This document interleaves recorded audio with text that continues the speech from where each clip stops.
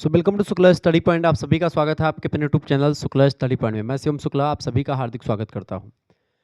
Home science की दूसरी class होगी। इससे पहले ऑब्जेक्टिव की दूसरी क्लास होगी। वैसे लिखित की भी कई क्लास मैं दे चुका हूं। आपको बता दूं कि अति लघुत्तरीय लघुत्तरीय दीर्घोत्तरीय का मॉडल पेपर भी आ चुका है, आपने प्लेलिस्ट में देखा भी होगा। और ये सेकंड सेमेस्टर की दूसरी क्लास इसलिए है चूंकि ये ऑब्जेक्टिव टाइप की दूसरी क्लास है। इससे पहले इकाई संख्या 1 यानी यूनिट नंबर 1 की लगभग 100 इंपॉर्टेंट क्वेश्चंस की क्लास आ चुकी थी ऑब्जेक्टिव टाइप की।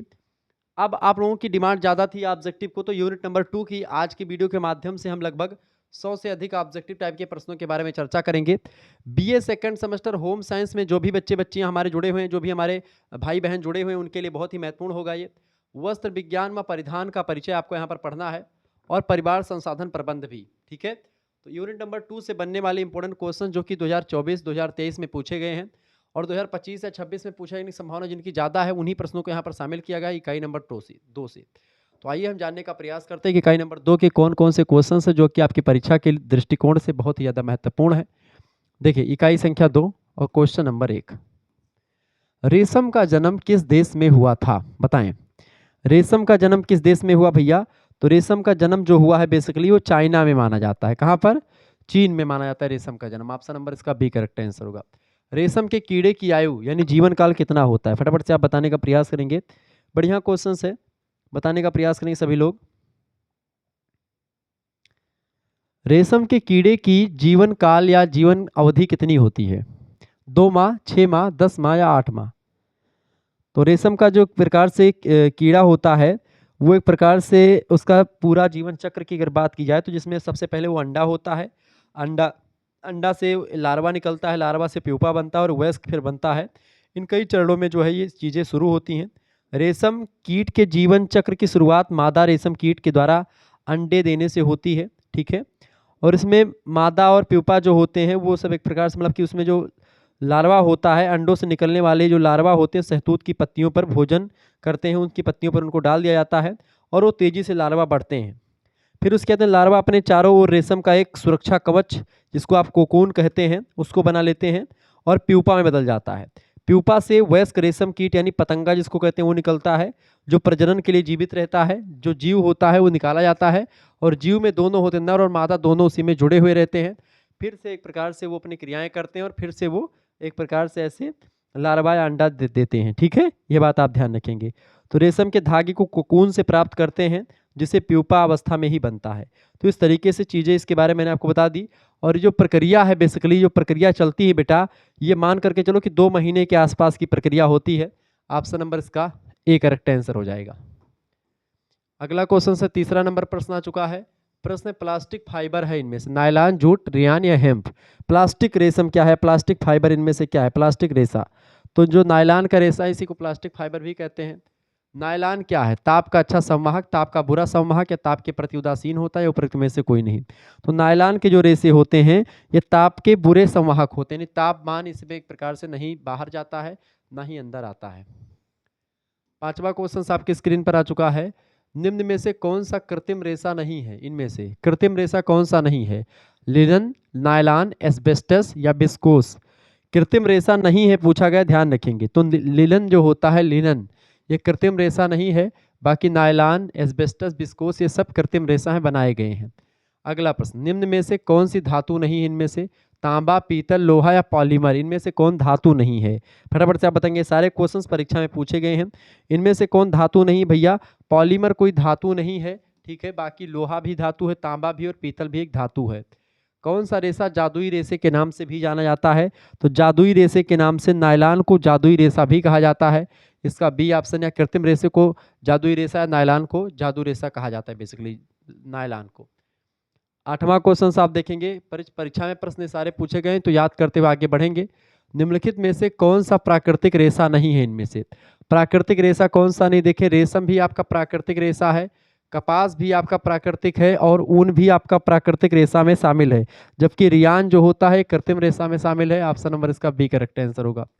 मानवकृत रेशों का निर्माण हुआ किस शताब्दी में? 16वीं, 17वीं, 18वीं, 19वीं या 20वीं? किस में हुआ है? तो 20वीं शताब्दी में मानवकृत रेशों का निर्माण हुआ। ऑप्शन नंबर इसका डी करेक्ट। 20वीं शताब्दी का मतलब जानते हैं क्या होता है? 1 से लेकर के 2000 ईस्वी के बीच जो है इसी को कहा जाता है 20वीं शताब्दी। क्लियर? अगला क्वेश्चन आप सभी लोग देखिएगा, बढ़िया तरीके से आप समझ रहे हैं, समझ रही हैं, मजा आ रहा है पढ़ाने में भी। अगला क्वेश्चन 10वां नंबर प्रश्न है, सभी प्राकृतिक रेशों में से सबसे लंबा, सबसे हल्का और सबसे आकर्षक और सुंदर रेशा कौन सा होता है? कपास का, रेशम का, या ऊन का, या लिनन का? इनमें सबसे लंबा, हल्का, आकर्षक यानी अच्छा दिखने वाला और सुंदर रेशा कौन सा होता है? सभी फटाफट से आप बताने का प्रयास करेंगे, सभी प्राकृतिक रेशों में। तो इसका राइट आंसर हो जाए ये रेशमी जुल्फें। तो जो रेशम का एक प्रकार से होता है वस्त्र, वो बड़ा ही चमकीला, आकर्षक, मनमोहक, छुएंगे आप एकदम से मुलायम मुलायम, एकदम से स्पर्श करेंगे मजा आ जाएगा एकदम से छूने में। तो वो रेशम का एक प्रकार से जो होता है, जो रेशा, वो इंपॉर्टेंट होता है और बहुत ही नरम होता है, मुलायम होता है, दिखने में बड़ा चमकीला और एकदम से भव्य दिखता है। इसको पहन लो तो एकदम से लगेगा कि हाँ आप एकदम से नेता मंत्री कहूँ खो बहुत, मतलब कि एकदम से बहुत बड़े लोग रेशमी वस्त्रों को पहनते हैं, क्योंकि रेशमी वस्त्र माने सिल्की जो वस्त्र होते हैं तो वो एक प्रकार से बड़े महंगे होते हैं। ठीक है, क्लियर? ये बात आप, कई गाने रेशमी वस्त्रों को लेकर के या फिर रेशम से स्त्रियों के जो है बालों की तुलना करी जाती है, और चूंकि बहुत ही सिल्की होते हैं ये। ठीक है, अगला क्वेश्चन आ चुका 11 नंबर, रेशम के वस्त्रों पर क्षार का कैसा प्रभाव पड़ता है? तो रेशमी वस्त्रों पर क्षार का कैसा प्रभाव पड़ता है भैया? रेशमी वस्त्रों पर क्षार का, देखिए क्षार का मतलब कि रंग जो होता है, क्षार पड़ने से रेशम का जो रंग होता है वो खराब होने लगता है, और धीरे धीरे जो होता है ये एकदम से घुल जाता है, रंग एकदम से बर्बाद हो जाता है, धुल सा जाता है। इसका डी ऑप्शन करेक्ट आंसर होगा। कपास के जलने पर क्या होता है? यानी कपास में अगर आप आग लगा देंगे तो क्या हो जाएगा? कपास के जलने पर क्या होता है भैया? कपास के जलने पर कागज जलने जैसी आपको गंध आएगी, ऐसा लगेगा कि कागज कहीं पर जल रहा है। कपास का यानी सूती वस्त्रों को अगर आप जलाएंगे तो ऐसा लगेगा कागज जल रहा है। राख एकदम से धूसर रंग की हो जाएगी, ठीक है, हल्की और फुरफुरी हो जाती है, हल्की जो है राखी मिलेगी, ज़्यादा राखी नहीं बनती है इससे। तो ऐसा होगा मतलब कि कपास के जलने पर। सी ऑप्शन इसका करेक्ट आंसर होगा। ये सब इसके रासायनिक और जो है भौतिक क्वालिटीज़ होती हैं हर एक रेशों की अपनी अपनी, उसी से प्रश्न पूछा जा रहा है। प्रश्न अगला है, रेशे तोड़ परीक्षण में रियान के टूटे हुए सिरे, रेशे तोड़ परीक्षण में रियान के टूटे हुए जो सिरे होते हैं वो पेड़ की डालियों से निकली हुई अनेक शाखाओं के समान दिखाई पड़ते हैं। इसका बी ऑप्शन राइट आंसर लगेगा। 14 नंबर क्वेश्चन आप देखेंगे, क्वेश्चंस को बड़े ध्यान सुनेंगे, वीडियो को 2 से 3 बार कम से कम आपको देखना है। वानस्पतिक रेशों की मौलिक संरचना होती है, यानी कैसे पहले बनते हैं वो। वानस्पतिक रेशों की जो मौलिक संरचना होती है वो आपकी सेलुलोज जैसी होती है, सेलुलोज से बनी होती है। इसका सी ऑप्शन करेक्ट आंसर होगा। लिनन के रेशे प्राप्त होते हैं कहाँ से?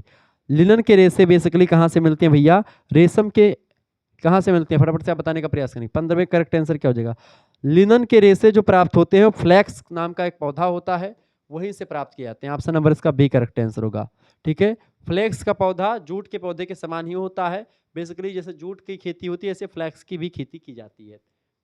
16 नंबर क्वेश्चन आपके स्क्रीन पर आ चुका है, रेशम का रेश प्राप्त किया जाता है, रेशम का रेश जो होता है वो रेशम के कीड़े से प्राप्त करते हैं। इसका ये ऑप्शन करेक्ट आंसर होगा।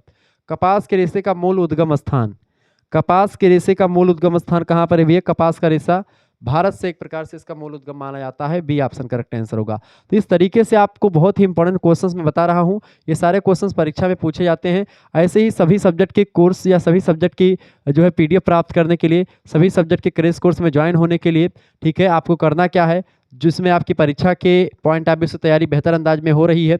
अगर आपको जुड़ना है हमारे साथ, फटाफट से एसएमएस करें 9161 93 60 62 पर, और आपको एक प्रकार से बहुत ही महत्वपूर्ण चीज़ें दी जा रही हैं। मात्र और मात्र 100 रुपये फीस में आपके लिए बहुत बम्पर व्यवस्था कर दी गई है। अपना नाम, अपनी यूनिवर्सिटी का नाम और अपने सब्जेक्ट के नेम लिख करके तुरंत भेजें, ठीक है, और आप किस सेमेस्टर में हैं, आपने सेमेस्टर का नाम लिख करके भी भेज दीजिएगा। इस नंबर पर व्हाट्सअप करें, आपके पास जैसे आप व्हाट्सअप करेंगे आपके पास एक स्कैनर भेजेंगे, उसी पर आपको 100 रुपये फीस किसी दूसरे से या खुद जैसा भी होगा आप सेंड कर दीजिएगा। देखिए एसएमएस करें, उसके बाद में फिर आपके पास भेजा जाए तो आप पेमेंट कर देंगे तो ज़्यादा बेटर रहेगा, तुरंत आपको जोड़ दिया जाएगा। और डरिएगा बिल्कुल भी मत कि कहीं अलग जा रहा है, ये मैं बोल रहा हूँ खुद ही, तो मैं अपने नंबर पर ही आपके पास बोल रहा हूँ, तो कोई इसमें फ्रॉडबाजी या जो आप सोचते हैं वो बिल्कुल भी नहीं होती है। ठीक है, ये कि आपके पास पैसा भेज देंगे आपके, फिर आपको नोट्स नहीं मिलेगा, आपको ग्रुप ज्वाइन नहीं मिलेगा, सब मिलेगा। ठीक है, ऐसा नहीं कि मतलब आधा घंटा या 10 मिनट या 1 घंटा लेट हो जा रहा है, इसका मतलब है कि सर जी क्लास ले रहे होंगे या बिजी होंगे, इस वजह से अभी ऐड नहीं किया गया है, ठीक है। और ऐड तुरंत उसके बाद में किया जाएगा, जैसे मेरे पास फ़ोन आता है, मैं जैसे खाली होता हूँ, फ्री होता हूँ, तुरंत आपको ऐड कर देता हूँ। तो उसको लिए घबराएँ ना, तुरंत आप भेजें, उसको लेकर कोई टेंशन लेने की ज़रूरत आपको नहीं है, ठीक है। आपको बता दूँ पिछले 7 वर्षों से बीए के क्षेत्र में पढ़ा रहा हूँ, तो आप विश्वास करके आप पढ़ सकते हैं, किसी प्रकार कोई टेंशन नहीं लेना है। केवल 100 रुपए फीस में आपको क्या मिलेगा, 3 मेजर सब्जेक्ट की तैयारी, ठीक है, जो आपके होंगे। एक माइनर सब्जेक्ट आपका जो होता है उसकी तैयारी, ठीक है, माइनर, ठीक है, माइनर की तैयारी, और एक आपका जो होता है को करिकुलर, ठीक है, अनिवार्य प्रश्न पत्र, उन सभी की तैयारी आपकी हो जाएगी मात्र 100 रुपये फीस में, जिसमें आपको अति लघुत्तरीय, लघुत्तरीय, दीर्घोत्तरीय का भी मॉडल पेपर रिवीजन क्लास, महामैराथन क्लास, चैप्टर वाइज क्लास सब कुछ मिलेगी। इसके अलावा आपको एमसीक्यू टाइप के भी ऐसे यूनिट वाइज जो है वीडियोस आपको मिल रहे हैं, ऐसे ही मॉडल पेपर भी मिलेंगे यूनिट वाइज, इसकी पीडीएफ भी मिल जाएगी आपको, जो पीडीएफ यहाँ पर पीछे चल रही क्वेश्चन आंसर की, इसको आप निकलवा करके भी पढ़ सकते हैं। आप इसको वीडियो देख करके आप इसके आंसर निकाल करके पढ़ सकते हैं, आंसर भी मैं प्रयास करूँगा। तो कहीं ना कहीं पे आपके लिए बहुत ही बेहतर अंदाज में चीज़ें मिल रही हैं। इसमें प्रीवियस ईयर क्वेश्चन पेपर भी हमारे पास जो उपलब्ध हो पाएंगे वो आपको मिलेंगे। इस ईयर यानी करंट ईयर में यानी 2025 के क्वेश्चन पेपर जो विभिन्न विश्वविद्यालय के होंगे वो भी आपको ग्रुप में सेंड किया जाएगा। इसमें लिखित ऑब्जेक्टिव सभी टाइप के क्वेश्चन पेपर के, मॉडल पेपर की सभी की पीडीएफ मिलेगी, जो कि आपकी एग्जाम पॉइंट ऑफ व्यू से इंपॉर्टेंट होगा। तो क्रैश कोर्स में तुरंत जुड़ जाएं। क्रैश कोर्स मतलब होता है कि कम समय में परीक्षा की बेहतर तैयारी, ठीक है, ताकि आपका नंबर अच्छा है। और ऑब्जेक्टिव परीक्षाएं अगर हो रही हैं तो नंबर बढ़ाने के चांसेस आपके पास बहुत ज़्यादा है, क्योंकि लिखित परीक्षाओं में आपको नंबर कम मिलते हैं, क्योंकि आप कितना भी लिख देंगे नंबर आपका 70 नंबर से ज़्यादा नहीं आएगा। लेकिन ऑब्जेक्टिव परीक्षाओं में आप 100 में 100 अगर सही मार करके आओगे तो 100 में 100 नंबर आपको मिलेगा, 99 नंबर मिलेगा, 98 मिलेगा, यानी यहाँ तक आप नंबर पा सकते हो। लेकिन लिखित परीक्षाओं में 70 से ऊपर नहीं जाते हैं, तो इस वजह से आपको सजेस्ट यही करूँगा कि जब आपकी ऑब्जेक्टिव परीक्षा हो तो उसमें आप मेहनत ज़्यादा कर लें, चूँकि नंबर आपको ज़्यादा ले आना है, ताकि आपका रिजल्ट अच्छा बने। रिजल्ट आपके पूरे जीवन में एक प्रकार से वही रहने वाला है। तो 100 रुपये अगर आज आप सोच रहे हैं, ज़्यादा इसमें दिमाग लगा रहे हैं, तो दिमाग ना लगाएं कि हम यूट्यूब से पढ़ लेंगे, हम यहाँ से पढ़ लेंगे, वैसे कर लेंगे, ऐसे कर लेंगे, ये सोचे बिल्कुल भी मत। 100 रुपये आप दे करके जुड़े, और एक बार आप विश्वास करके देखिए, दूसरी बार मुझे कहना नहीं पड़ेगा, आप खुद ही जुड़ जाएंगे, सीखे जुड़ जाएंगी। तो आप अपने भैया से, अपने पिताजी से, या फिर जो भी आप नहीं चलाते दुकान पर जाकर के आप पेमेंट करवाइए और स्क्रीनशॉट उसका लेकर के मेरे पास भेजिए, तुरंत आपके पास जोड़ा जाएगा। आपको ये बात आप ध्यान रखेंगे। हाँ, चेक किया जाएगा, आपसे पेमेंट वगैरह, नाम सब सारी डिटेल में आपसे जानकारी पूछी जाएगी, तो आपको बतानी पड़ेगी, ठीक है, उसके बाद में आपको जोड़ा जाएगा। ये बात आप ध्यान रखेंगे। जिनको भी जुड़ना है आप फटाफट से जुड़े, वैसे सभी को जुड़ना चाहिए मेरे हिसाब से, तो इसमें सोचे ना जो बिल्कुल भी, आपके लिए बड़ी व्यवस्थाएं बड़ी ज़बरदस्त करी गई हैं, तो फटाफट से आप जुड़ जाएं।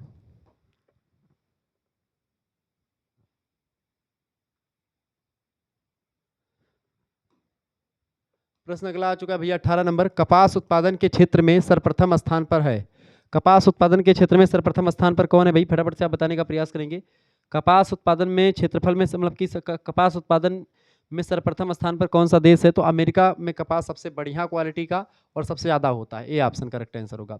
सबसे पहले भारत में सूती मिल की स्थापना कहाँ पर हुई थी, तो भारत में सबसे पहले सूती मिल की स्थापना हुई थी कोलकाता में, ऑप्शन नंबर इसका ए करेक्ट आंसर होगा। कपास का पौधा होता है 2 साल का, बताएं, या बहुत कई सालों का, या फिर छमाही या 1 वर्षीय। कपास का पौधा 1 साल का, 1 वर्षीय, डी ऑप्शन करेक्ट आंसर हो जाएगा। 21 नंबर क्वेश्चन आ चुका, लिनन की भूमि कहा जाता है किसको, मिस्र को, ठीक है, या फिर आयरलैंड को, इसे मिस्र को ही कहा जाता है। लिनन की भूमि जो है मिस्र को ही कहा जाता है, इजिप्ट को, अफ्रीका महाद्वीप में पड़ता है देश, ऑप्शन नंबर इसका ए करेक्ट आंसर होगा। मिस्र का पिरामिड, गीजा का पिरामिड आपने सुना होगा, तो वहीं से। लिनन का रेशा प्राप्त होता है कहाँ से, लिनन नाम का जो एक प्रकार से रेशा होता है, उसको फ्लेक्स नाम के तंतु से, या फ्लेक्स नाम का जो पौधा होता है उसके तने पर जो ऊपर उसका चमड़ा होता है उसी से बनाया जाता है, ठीक है, यह बात ध्यान रखेंगे। तो डी ऑप्शन करेक्ट आंसर होगा। परीक्षा में सारे क्वेश्चंस कई बार आए हुए हैं, ध्यान रखेंगे इस बात को। ऐसे क्वेश्चंस आते हैं तो बहुत ही इंपॉर्टेंट प्रश्न है जो आपके लिए लाए गए हैं। 23 नंबर क्वेश्चन है, वस्त्र विज्ञान की जानकारी से लाभ है। वस्त्र विज्ञान की जानकारी से क्या होता है भैया, वस्त्र विज्ञान की जानकारी अगर हमको हो जाती है तो उससे हमको वस्त्रों के रख रखाव का ज्ञान होता है, जानकारी होती है, कैसे वस्त्रों को किस सिचुएशन में रखना चाहिए। निम्न में से कौन सा तंतु प्राणिज तंतु है, बताएं। प्राणिज तंतु इनमें से कौन सा, प्राणिज माने होता है जो प्राणियों से बना हुआ है, तो रेशम जो है कीड़ों से बना हुआ है, प्राणिज तंतु है, बाकी सब कपास, कपोक, जूट, हेम्प, ये सब वानस्पतिक तंतुओं में शामिल है। 25 नंबर क्वेश्चन सा, और ऐसे तंतु का वर्गीकरण मैंने कर रखा है, तो आप लिखित टाइप का वीडियोस देखेंगे तो उसमें तंतुओं का एक चार्ट मैंने बताया था, कौन प्राणिज, कौन जानतो, कौन कैसे तंतु हैं, पूरा डिटेल में जानकारी बताई हुई, तो वो भी प्लेलिस्ट में वीडियो मिल जाएगी। 25 नंबर प्रश्न, कपास के पौधे का मुख्य भाग होता है, कपास का पौधे का जो मुख्य भाग होता है किससे बना होता है? तो कपास के पौधे का जो मुख्य भाग होता है बेटा, उसकी अगर बात की जाए तो सेलुलोज से बना हुआ होता है। ऑप्शन नंबर इसका ए करेक्ट आंसर होगा। लिनन के रेशे की लंबाई कितनी होती है? तो लिनन के रेशे की जो लंबाई होती है वो लगभग 12 से 20 के आसपास होती है। ऑप्शन नंबर इसका बा करेक्ट आंसर होगा। ऊन ही एकमात्र ऐसा रेशा जिसमें होता है क्या? ऊन ही एक एकमात्र ऐसा रेशा जिसमें सल्फर पाया जाता है। और ऊन में जो विटामिन होती मतलब कि जो प्रोटीन होती है, केरोटीन जो है प्रोटीन पाई जाती है, और उसी केरोटीन में सल्फर भी पाया जाता है ऊन में। ठीक है, ऊन भेड़ों की खाल से सॉरी भेड़ों की बाल से निकाला जाता है। क्लियर। ऑस्ट्रेलिया में सबसे ज़्यादा ऊन होता है, ये बात भी आप ध्यान रखेंगे। ऑस्ट्रेलिया में बहुत ज़्यादा ऊन की खेती करी जाती है। कहा जाता है कि अगर ऑस्ट्रेलिया में 1-2 साल का ऊन एक प्रकार से रख लिया जाए 1-2 साल का, तो पृथ्वी को 6 से 7 बार पृथ्वी को लपेटा जा सकता है उस ऊन से। इतना ऊन प्राप्त होता है ऑस्ट्रेलिया में। ठीक है, ऑस्ट्रेलिया के जो ऊन मतलब जो भेड़ होते हैं वो बहुत ही उसमें ऊन देने वाले होते हैं। 28 नंबर का प्रश्न, लिनन के रेशे का रंग कैसा होता है? बताएं। लिनन के रेशे का रंग जो होता है वो हल्का पीला होता है। इसका डी ऑप्शन करेक्ट आंसर होगा। बहुत ही महत्वपूर्ण क्वेश्चन से याद कर लीजिएगा। सभी वस्त्रों की रानी किसे कहा जाता है? बहुत ही फेमस प्रश्न। सभी वस्त्रों की रानी किसको कहते हैं? रेशम को वस्त्रों की रानी कहा जाता है। बिल्कुल राइट आंसर है। ठीक है, वस्त्रों की रानी किसको कहते हैं भैया? रेशम को। वस्त्रों की रानी किसे कहा जाता है? ठीक है, वस्त्रों की रानी रेशम यानी सिल्क को कहा जाता है। ये बात आप ध्यान रखें, वस्त्रों की रानी इसी को कहा जाता है, क्योंकि इसमें सुंदरता होती है, आकर्षकता होती है, चमकदार चिकनाई होती है, चमकता है खूब। तो ये एक प्रकार से इसी को कहा जाता है। ये बात आप ध्यान रखेंगे। तो रेशम की मतलब कि, और इसके अलावा अगला क्वेश्चन आ चुका है, रेशम की देवी किसे कहा जाता है? रेशम की देवी 118 ईसा पूर्व में रेशम की खोज हुई थी चीन में। ठीक है, ये बात आप ध्यान रखेंगे। चीन में सबसे पहले रेशम की देवी कौन है? किसको कहा था रेशम की देवी भैया? रेशम की देवी फटाफट से आप बताने का प्रयास करेंगे। रेशम की देवी कहा जाता है सी लिंगची को। सी लिंगची को रेशम की देवी कहा जाता है, जो कि इन्हीं के द्वारा आप देखते हैं माना जाता है चाइना में उत्पत्ति हुई थी। अगला क्वेश्चन आपके स्क्रीन पर आ चुका है 31 नंबर, निटिंग। निटिंग कितने प्रकार के होते हैं बताएं? निटिंग एक प्रक्रिया होती है। निटिंग प्रक्रिया कितने प्रकार की होती है? निटिंग के प्रकार होते हैं 2। ठीक है, ए ऑप्शन। स्टील से बनी नीडल का प्रयोग सर्वप्रथम किसने किया? तो स्टील से बनी नीडल का प्रयोग सबसे पहले किसने किया? फटाफट से आप बताएंगे। स्टील से बनी नीडल का प्रयोग सबसे पहले किया था स्पेन के निवासियों ने। स्पेन वासियों ने। बी ऑप्शन इसका राइट आंसर होगा। 33 नंबर क्वेश्चन देखेंगे, गुथवा टूल डिजाइन को बनाते समय, जो गुथवा टूल डिजाइन होता है उसको बनाते समय रेगुलर टूल की धारियां कितने डिग्री का कोण बनाती हैं? तो एक प्रकार से ये कोण बनाती हैं भैया 45 डिग्री का कोण बनाती है। रेगुलर ट्विल की धारियां जो होती हैं गुथवा ट्विन डिजाइन को बनाते समय 45 डिग्री का कोण बनाती हैं, उसी तरफ झुकी रहती हैं और दिखने में टेढ़ी भी लगती है ट्विल बुनाई। 34 नंबर क्वेश्चन है, एक समय में बुनाई के लिए कितने धागे चाहिए? एक समय में बुनाई के लिए कम से कम 2 धागों का होना जरूरी है, एक ताना और एक बाना। B option. कपड़े की चौड़ाई बनती है ताने धागे से, बाने धागे से, फिलामेंट से या स्पेशल से? बताएं। इस स्टेपल से। तो कपड़े की चौड़ाई जो बनती है बेटा वो बाने से बनती है। कपड़े की चौड़ाई क्या होती है? जैसे आप मैंने आपको बताया था, ये देखिए ये ताना हो गया लंबा वाला। ठीक है, ताना जो होता है इस तरीके का, जो धागा ये लंबा लंबा धागा जो होता है वो ताना होता है इस तरीके से। अब वस्त्र में जैसे 2 धागे होते हैं ना ऐसे, एक ये वाला धागा होता है इस तरीके से जाता है ये वाला। ये जो बेड़ वाला धागा होता है जो लेटा हुआ है ये आपका बाना हो गया। ठीक है, तो बाना से चौड़ाई, ठीक है, बाना से क्या होती है? चौड़ाई डिसाइड होती है वस्त्रों की, और जो है जो ताना होता है उससे लंबाई डिसाइड होती है। ठीक है, ये बात आप ध्यान रखेंगे। क्या होती है? लंबाई डिसाइड होती है। तो ताना और बाना यह होता है। क्लियर। 36 नंबर क्वेश्चन आपके स्क्रीन पर आ चुका है, वस्त्र का गुणांक है ताने बाने की संख्या। वस्त्र का गुणांक है ताने बाने की संख्या। ठीक है, ये एक प्रकार से प्रति इंच में होती है। Option number C correct answer होगा। साटिन तथा साटिन बुनाई, साटिन और साटिन बुनाई होती है कैसी? साटिन और साटिन बुनाई जो होती है एक दूसरे की उल्टी होती है। बिल्कुल करेक्ट आंसर होगा बी ऑप्शन। अगला क्वेश्चन आपके स्क्रीन पर आ चुका है 38 नंबर क्वेश्चन आप देखिएगा। 38 नंबर प्रश्न, कपड़े में सर्वाधिक मजबूती का कारण क्या है? कपड़े में सर्वाधिक मजबूती किन कारणों से आती है? तो ट्विल बुनाई से एक प्रकार से कपड़ों में मजबूती खूब आती है, ट्विल बुनाई से। A option. आधारीय बुनाई कपड़ों को बनाती है। आधारीय बुनाई जो है कपड़ों को क्या बनाती है? टिकाऊ बनाती है, मजबूत बनाती है, प्रतिस्कंद बनाती है। टिकाऊ बी, इसका डी ऑप्शन होगा। उपरोक्त सभी क्वालिटी देती है।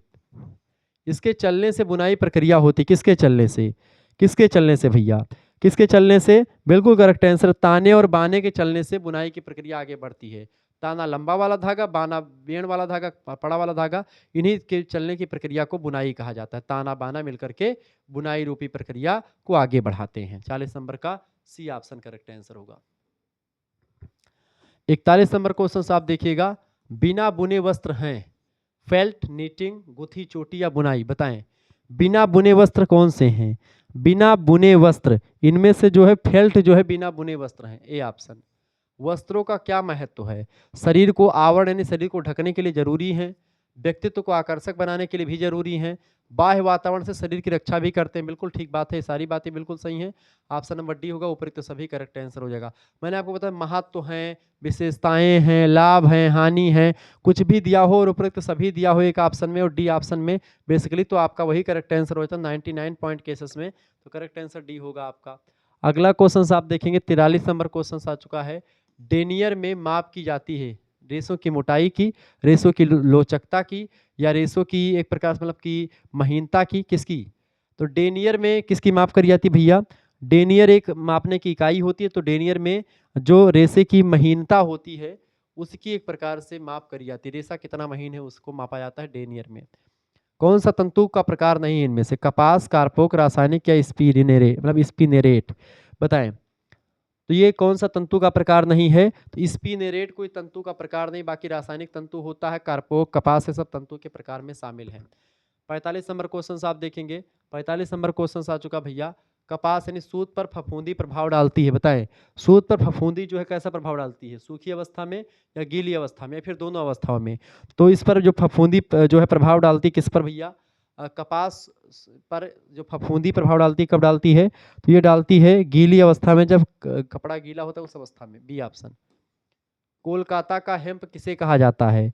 कोलकाता का हेम्प कहा जाता है जूट को, ठीक है।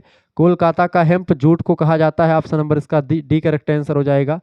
अगला क्वेश्चन आपकी स्क्रीन पर आ चुका है, 47 नंबर प्रश्न आपकी स्क्रीन पर आ चुका है। सभी लोग देखेंगे, वीडियो को शेयर करेंगे, लाइक करेंगे, चैनल पर नए तो सब्सक्राइब कर दीजिएगा, क्योंकि इसी प्रकार से इन्फॉर्मेटिव वीडियो मैं देता रहता हूँ। आप लोग चैनल सब्सक्राइब नहीं करते हैं, इसके लिए एक प्रकार से आपसे शिकायतें हमेशा रहती। चैनल को प्लीज़ सब्सक्राइब करें, बढ़ाएं, चैनल को आगे बढ़ाएं, आपके लिए मेहनत की जाती है।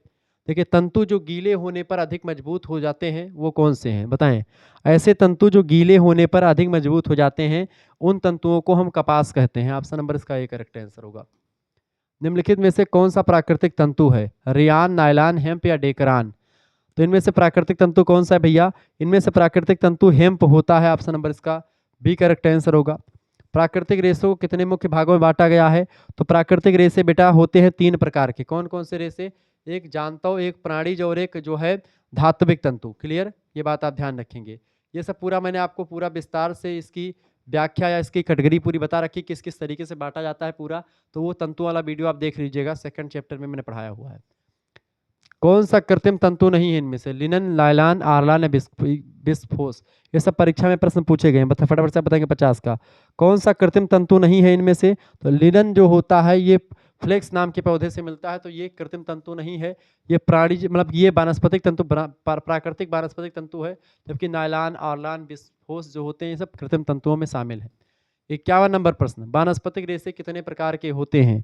वानस्पतिक रेशे जो होते हैं वो कितने प्रकार के होते हैं भैया? तो वानस्पतिक रेशे जो होते हैं बेसिकली वो कितने प्रकार के होते हैं? तो वो 2 प्रकार के होते हैं वानस्पतिक रेशे, ठीक है। ऑप्शन नंबर इसका करेक्ट आंसर, एक तो बीज से प्राप्त करते हैं, यानी बीज से बने तंतु, जैसे कपास वगैरह बीज से बनते हैं। और इसके अलावा जो अपना आपका जैसे फ्लैक्स हो गया, ठीक है, लिनन जो है, जूट है, ये सब किससे बनते हैं? तने से बनते हैं, ठीक है। तने के ऊपर जो छाल होती है उसको निकाल कर बनाया जाता है। इसका ये ऑप्शन करेक्ट आंसर होगा। 52 नंबर क्वेश्चन आपके स्क्रीन पर आ चुका है, फटाफट से आप देखने का प्रयास करेंगे। प्राकृतिक रेशों में सबसे लंबा रेशा कौन सा होता है? प्राकृतिक रेशों में सबसे लंबा रेशा जो होता है वो रेशम का रेशा ही होता है, ए ऑप्शन। प्रोटीन तंतु बनते हैं किससे? प्रोटीन तंतु बनते हैं, फटाफट से आप बताने का प्रयास करेंगे। प्रोटीन तंतु किससे बनते हैं? प्रोटीन तंतु जो बनते हैं भैया वो कार्बन, हाइड्रोजन, ऑक्सीजन और नाइट्रोजन इन सभी से बनते हैं। ऑप्शन नंबर इसका डी करेक्ट आंसर हो जाएगा। अगला क्वेश्चन आपके स्क्रीन पर आ चुका है, 54 नंबर क्वेश्चन आप देखेंगे। प्रश्न निम्न में से प्राकृतिक जांतव रेशा है, प्राकृतिक है और जंतु से, यानी प्रकृति और जंतु दोनों, बताएं प्राकृतिक जांतव रेशा इनमें से कौन सा है। प्राकृतिक जांतव रेशा में ऊन जो होता है प्राकृतिक भी और जांतव रेशा भी है, यानी आप देखते हैं जंतु से प्राप्त होता है, भेड़ की ऊन से मिलता है, ठीक है, और भी तमाम जंतु होते हैं उन्हीं की ऊन से प्राप्त होता है, लेकिन भेड़ ज़्यादा फेमस है। प्रोटीन तंतु इनमें से कौन सा है। प्रोटीन तंतु इनमें से रेशम जो है प्रोटीन तंतु है, बी ऑप्शन करेक्ट आंसर होगा। अगला क्वेश्चन आ चुका, ऊन के तंतु कितनी परतें पाई जाती हैं। ऊन के तंतु में कितनी परतें पाई जाती हैं, तो ऊन के तंतुओं में 3 परतें पाई जाती हैं, ऑप्शन नंबर इसका बी करेक्ट आंसर होगा। रेशम के कीड़े का जीवन काल या जीवन कितनी अवस्थाओं होती हैं, तो रेशम के कीड़े की जीवन की कितनी अवस्थाएं होती भैया, 3 या फिर 4 अवस्थाएं होती बेसिकली, तो 3 यहाँ पर दिया है तो 4 नहीं लगाएंगे, 3 ही लगाएंगे, 3 अवस्थाएं होती हैं, ठीक है, उसका लार्वा, प्यूपा और उसका फिर वो हो जाता है, ठीक है। कौन सा प्राकृतिक रेशा है इनमें से, रेशम, रियान, आरलान, नायलान, तो रेशम ही प्राकृतिक रेशा है। अगला प्रश्न, वस्त्रों का राजा किसे कहा जाता है। वस्त्रों का राजा, फटाफट से आप बताने का प्रयास करेंगे। वस्त्रों का राजा और वस्त्रों की रानी रेशम को ही कहा जाता है, option number D correct answer होगा। अगला क्वेश्चन आ चुका, 60 नंबर देखेंगे क्वेश्चन। ऊन में पाया जाने वाला प्रोटीन, तो उसका नाम है कीरेटिन, ठीक है, option number C correct answer होगा। नायलान के रेशे का क्या नाम है, बताएं नायलान के रेशे का नाम इनमें से कौन सा होगा, बिल्कुल रेशा 66, राइट आंसर हो जाएगा इसका सी ए ऑप्शन, ठीक है। ऐसे तमाम क्वेश्चंस आप लोग देखते हैं, ये सब क्वेश्चंस परीक्षाओं में पूछे गए विभिन्न विश्वविद्यालयों में। आप किसी भी यूनिवर्सिटी से किसी भी कॉलेज में पढ़ रहे हैं तो आप इस लेक्चर को देख सकते हैं, क्योंकि यही सिलेबस सभी का होता है। 62 नंबर क्वेश्चन आप देखेंगे, निटिंग का आविष्कार कहाँ पर हुआ। निटिंग एक प्रक्रिया जिसके द्वारा वस्त्रों का निर्माण होता है, तो निटिंग की प्रक्रिया का आविष्कार जो हुआ है वो इंग्लैंड में हुआ है, डी ऑप्शन। अगला क्वेश्चन है, किस बुनाई को करने या करते समय ताने का एक एक धागा छोड़ने के स्थान पर 4 धागे छोड़ करके बुनाई करी जाती है, तो ये एक प्रकार से किस प्रकार की बुनाई होती है जिसमें ताने का एक एक धागा छोड़ने के स्थान पर हम 4 धागों को छोड़ करके बुनाई करते हैं, इस प्रकार की बुनाई को ढलुआ टोइल बुनाई कहते हैं। कैसे कहते हैं, ढलुआ टोइल बुनाई कहते हैं, इसका सी ऑप्शन करेक्ट आंसर होगा। बढ़िया क्वेश्चन से परीक्षा में आया हुआ प्रश्न है। साटिन बुनाई कितने प्रकार की होती है। साटिन बुनाई कितने प्रकार की होती है भैया, साटिन बुनाई 2 प्रकार की होती है, ऑप्शन नंबर इसका डी करेक्ट आंसर हो जाएगा। क्लियर। 65 नंबर क्वेश्चन आप देखेंगे, 65 नंबर क्वेश्चन बहुत ही महत्वपूर्ण प्रश्न है। प्रश्न, कपड़े की किनारे बनती हैं, कपड़े के किनारे जो होते हैं किससे बनते हैं, कपड़े के किनारे जो होते हैं वो ताने धागे से बनाए जाते हैं, ठीक है।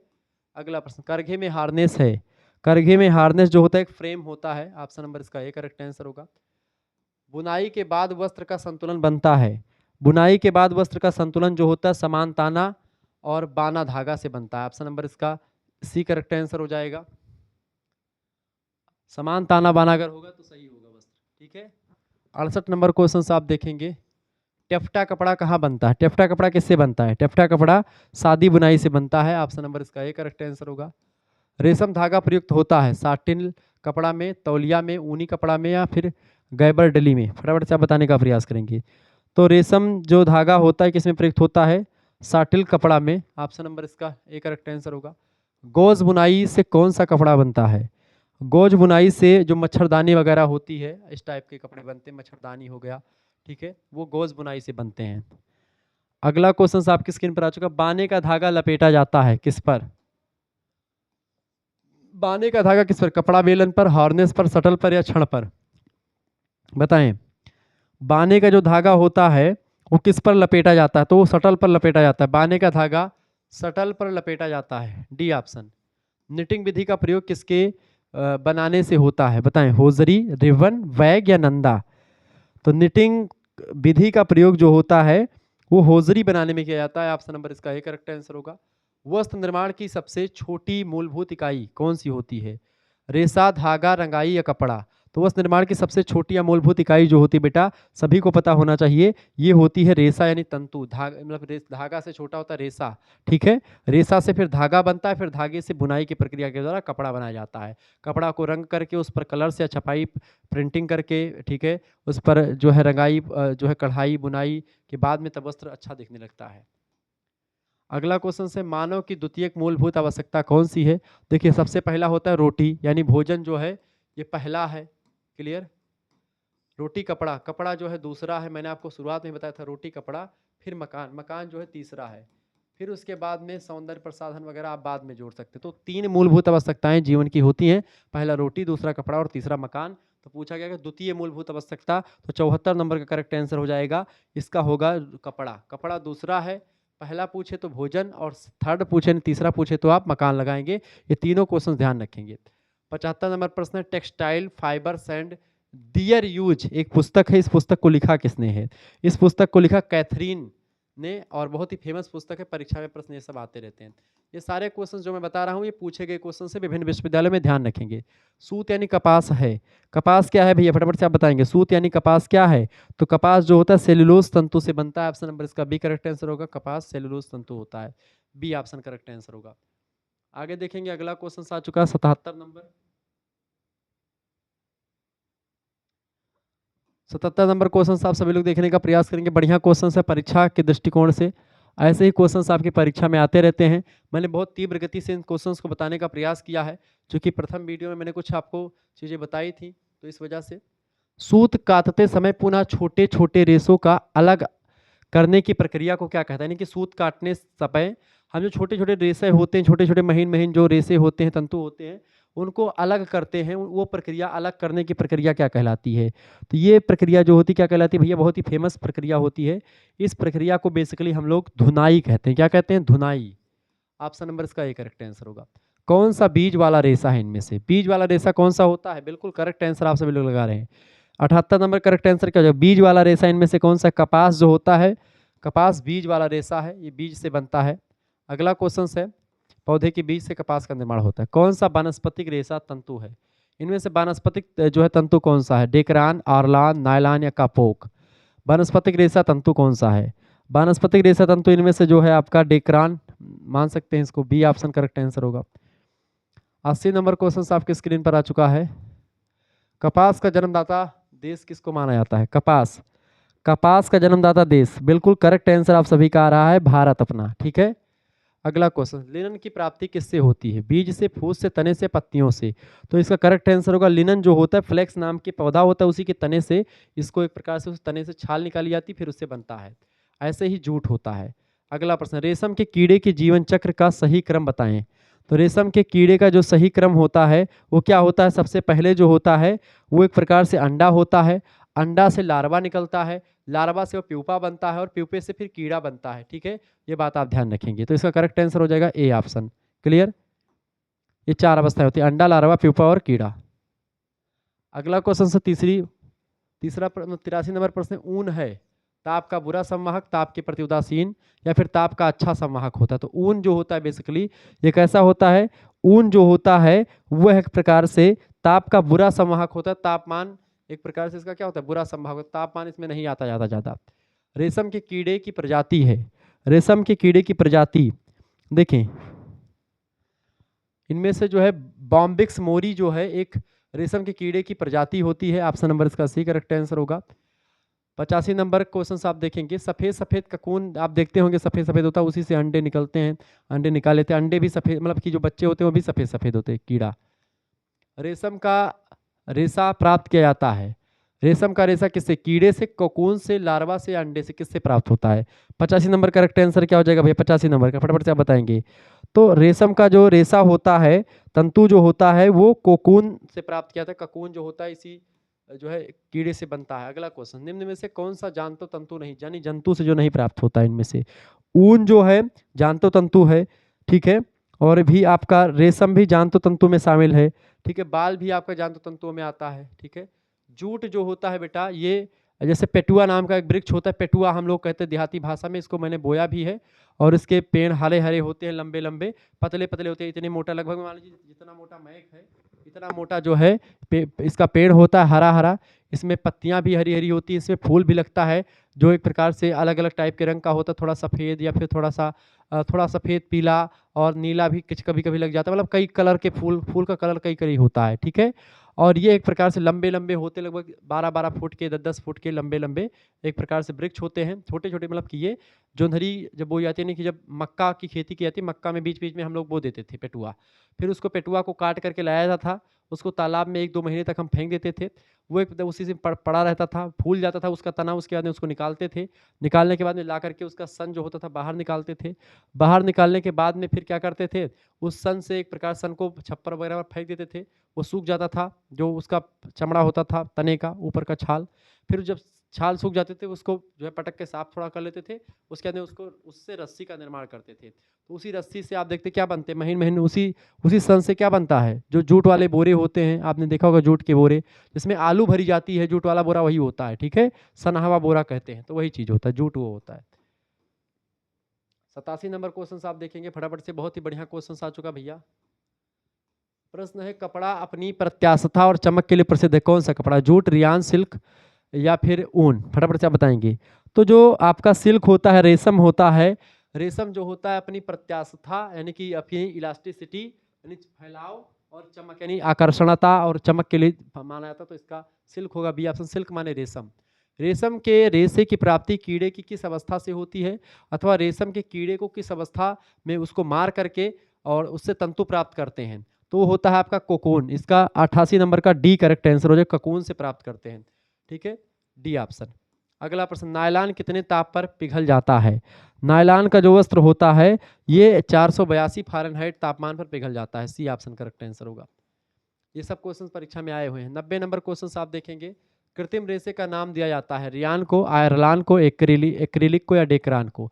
कृत्रिम रेशे का नाम किसको दिया जा सकता है, तो कृत्रिम रेशा किसे कहते हैं, कृत्रिम रेशा कहा जाता है भैया डेकरान को कृत्रिम रेशा कहते हैं, सी ऑप्शन करेक्ट आंसर होगा। रासायनिक तंतु इनमें से कौन सा नहीं है, रासायनिक तंतु कौन सा नहीं भैया, देखिए जूट जो है प्राकृतिक तंतु है, प्राकृतिक वानस्पतिक तंतु है ये, ठीक है, और बाकी ग्लास तंतु, बिस्कोस, नायलॉन ये सब आपके रासायनिक तंतुओं में शामिल हैं। 92 नंबर प्रश्न है, रियान का जनक किसे कहा जाता है, बहुत ही फेमस प्रश्न है, रियान का जनक किसे कहते हैं, बढ़िया क्वेश्चन से परीक्षा की दृष्टि से, रियान का जनक किसे कहा जाता है, रियान का जनक बिल्कुल करेक्ट आंसर क्या हो जाएगा, रियान के जनक हैं काउंट हिलायर डी सार्डोनेट, ठीक है,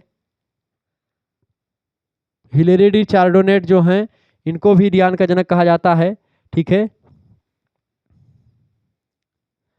1884 में फ्रांस में रियान फाइबर का पहला व्यवहारिक व्यावसायिक उत्पादन इन्होंने किया था, ठीक है, इसीलिए इनको माना जाता है, क्लियर।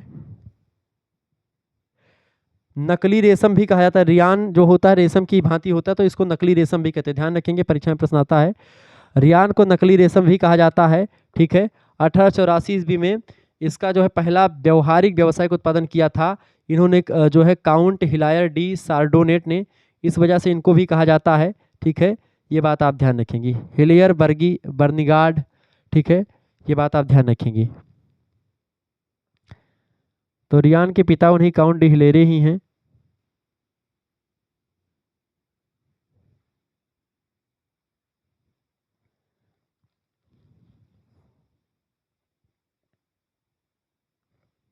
करेक्ट आंसर क्या हो जाएगा, हिलेरी डी चार्डोनेट, ठीक है, काउंट डी हिलेरे, करेक्ट आंसर यही हो जाएगा, क्लियर।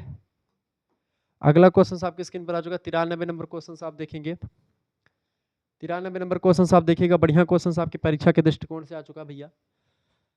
प्रश्न आपका क्या आ चुका है भाई, प्रश्न आपका आ चुका है,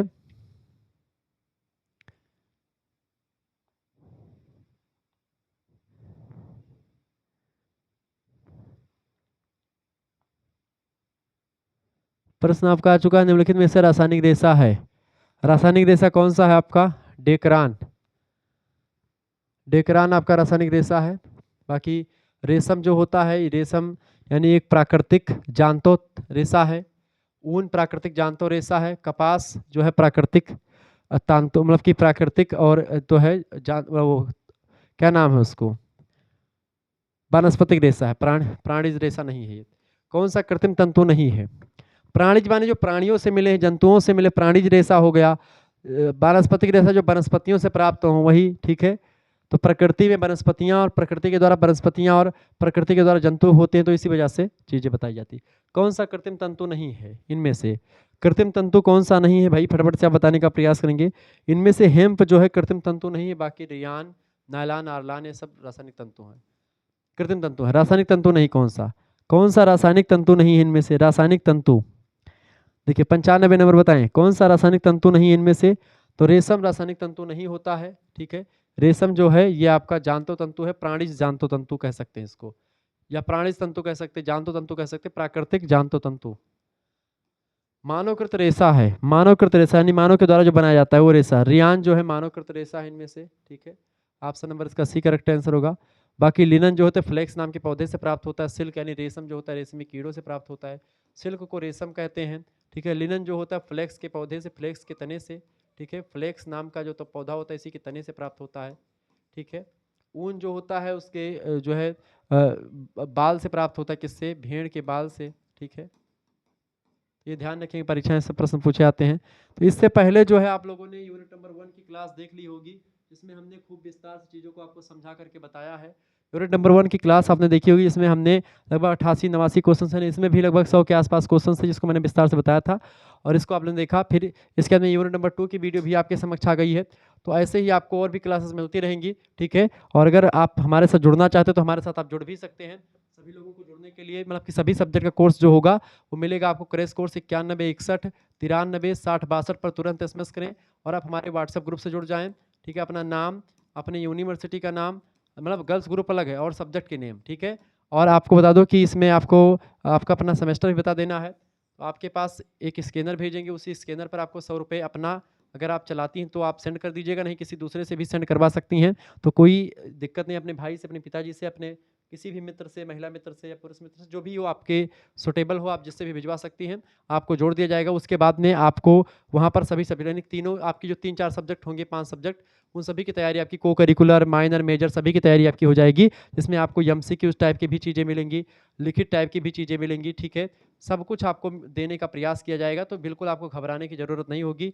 MCQs, ऑब्जेक्टिव, लिखित, अति लघु उत्तरीय, लघु उत्तरीय, दीर्घ उत्तरीय, सब कुछ आपको previous year question paper, model paper, revision class, महामाराथन क्लास, सब कुछ आपको मिलेगा मात्र इसी 100 रुपये में, सभी सब्जेक्ट के। जिनको भी जुड़ना है वो जुड़ सकते हैं, और जल्दी जुड़े ताकि देर ना करें। सभी यूनिवर्सिटी के बच्चे, जैसे आप अगर राम मनोहर लोहिया यानी कि राम मनोहर लोहिया अवध यूनिवर्सिटी में है तो भी पढ़ सकती हैं। DDU वाले बच्चे जुड़ सकते हैं। इसके अलावा बिहार के लगभग अधिकतर विश्वविद्यालय के बच्चे पढ़ सकते हैं, ठीक है। इसके अलावा आपको बता दूं कि जैसे आपका MJPRU बरेली हो गया, MJPRU बरेली विश्वविद्यालय हो गया, ठीक है। महात्मा गांधी काशी विद्या पीठ के बच्चे जुड़ सकते हैं। इसके अलावा जो है सिद्धार्थ यूनिवर्सिटी कपिलवस्तु, प्रोफेसर रज्जू भैया स्टेट यूनिवर्सिटी हो गई, ठीक है। CCSU हो गया, चौधरी चरण सिंह मेरठ विश्वविद्यालय हो गया, CSJMU हो गया, ठीक है। JMU यानी कि छत्रपति साहू जी महाराज कानपुर विश्वविद्यालय, MSDU हो गया यानी कि महाराजा सुहेल देव यूनिवर्सिटी जो हो गई ये। इसके अलावा आपको आजमगढ़ विश्वविद्यालय है। इसके अलावा सहारनपुर यूनिवर्सिटी जिसको आप कहते हैं, सहारनपुर विश्वविद्यालय आपका हो गया, ठीक है। इसके अलावा आपका MGPRU बरेली हो ही गया, ठीक है। माँ शाकुंभरी यूनिवर्सिटी हो गया, ठीक है। इसके अलावा आपका राजा महेंद्र प्रताप सिंह स्टेट यूनिवर्सिटी हो गया, राजा महेंद्र प्रताप सिंह स्टेट यूनिवर्सिटी, ठीक है। ये सभी बच्चों के लिए इंपॉर्टेंट है। इसके अलावा आपका लखनऊ यूनिवर्सिटी हो गया, ठीक है। इसके अलावा आपका जो है और भी तमाम विश्वविद्यालय जिनका नाम आपका हो गया जननायक चंद्रशेखर बलिया विश्वविद्यालय हो गया। इसके अलावा वीर बहादुर सिंह पूर्वांचल यूनिवर्सिटी हो गई, ठीक है। इसके अलावा और भी कई विश्वविद्यालय का नाम जो मैं नहीं ले पा रहा हूँ, उन सभी में लेक्चर पूर्ण रूप से समर्पित है, ठीक है। सारे विश्वविद्यालय में यही सब चीज़ें आने वाली हैं। तो जो भी बच्चे हमारे साथ जुड़ रहे हैं, जितने भी यूनिवर्सिटी आपके उत्तराखंड के कई विश्वविद्यालय हैं जो कि नेशनल एजुकेशन पॉलिसी के अंतर्गत आते हैं, राष्ट्रीय शिक्षा नीति के अकॉर्डिंग अगर आपका सिलेबस है तो वही चीज़ें मैं पढ़ाता हूँ जो राष्ट्रीय शिक्षा नीति में लागू सिलेबस है, ठीक है। जो नया सिलेबस आया है वो उसके अकॉर्डिंग, ठीक है। तो आपका ये है। इसके अलावा DDU का जो CBCS पैटर्न है उसमें भी यही चीज़ें शामिल हैं। तो वो भी जो मतलब कि उसको दिक्कत की बात नहीं, 4 साल का भी होता है उसके लिए भी इंपॉर्टेंट है, 3 साल का भी है उसके लिए भी इंपॉर्टेंट है। सभी के ऑब्जेक्टिव लिखित सभी प्रकार के बच्चे हमसे जुड़ सकते हैं। इसके अलावा आपको बता दूं कि राजस्थान के बच्चे, राजस्थान के अधिकतर यूनिवर्सिटी जो हैं वहाँ पर भी आपके जो है चीज़ें मिल रही हैं, ठीक है। राजस्थान विश्वविद्यालय के, ठीक है। इसके अलावा बिहार, राजस्थान, उत्तर प्रदेश, उत्तराखंड, ठीक है। और आप देखते हैं अलग अलग विश्वविद्यालय में जहाँ पर परीक्षाएं हिंदी में होती हैं, या फिर आपको बता दूं कि नेशनल एजुकेशन पॉलिसी के अंदर का सिलेबस है, उन सभी के बच्चे हमारे साथ जुड़ करके पढ़ सकते हैं। मिलते हैं फिर नेक्स्ट वीडियो में, तब तक के लिए जय हिंद, जय भारत। आप सभी का बहुत बहुत धन्यवाद हमारे साथ जुड़ने के लिए। इसी प्रकार से अपना प्यार और दुलार हमेशा बनाए रखेंगे। बहुत बहुत धन्यवाद। वीडियो को लाइक करें, चैनल पर अगर नए हैं तो सब्सक्राइब कर दीजिएगा, क्योंकि ऐसे इन्फॉर्मेटिव वीडियो आपको और कहीं पर नहीं मिलने वाली है। हर sociology, political science, geography, Hindi, history, economics, Sanskrit, सभी सब्जेक्ट की तैयारी आपकी यहाँ पर करवाई जाती है। एजुकेशन यानी शिक्षा शास्त्र हो गया, आपका मानव विज्ञान यानी साइकोलॉजी हो गई, इन सभी से रिलेटेड आपको एमसीक्यूज टाइप मॉडल पेपर यानी कि ऑब्जेक्टिव टाइप के इंपॉर्टेंट क्वेश्चंस मिलेंगे, लिखित टाइप के आपको मिलेंगे, अति लघु उत्तरीय, लघु उत्तरीय, दीर्घ उत्तरीय, सब कुछ आपको मिलेगा जब आप हमारे ग्रुप से जुड़ेंगे। मात्र 100 रुपये फीस में आपके लिए तमाम प्रकार की व्यवस्थाएं कर दी गई हैं। तो क्रैश कोर्स में आप ज्वाइन हो जाएं कम समय में परीक्षाओं की बेहतर तैयारी के लिए। Shukla study point is the best platform. आप पूरे यूट्यूब पर देखेंगे इस तरीके की इतने कम फीसेस में आपके लिए व्यवस्था पूरी करी जाती है। पीडीएफ नोट्स आपको ग्रुप में सब कुछ आपको मिलेंगे, ठीक है, live class, PDF notes, video lecture सब मिलेंगे। मिलते हैं फिर नेक्स्ट वीडियो में। धन्यवाद आपका, बहुत बहुत धन्यवाद वीडियो को लाइक करने के लिए, चैनल को सब्सक्राइब करने के लिए, हमारे साथ जुड़ने के लिए।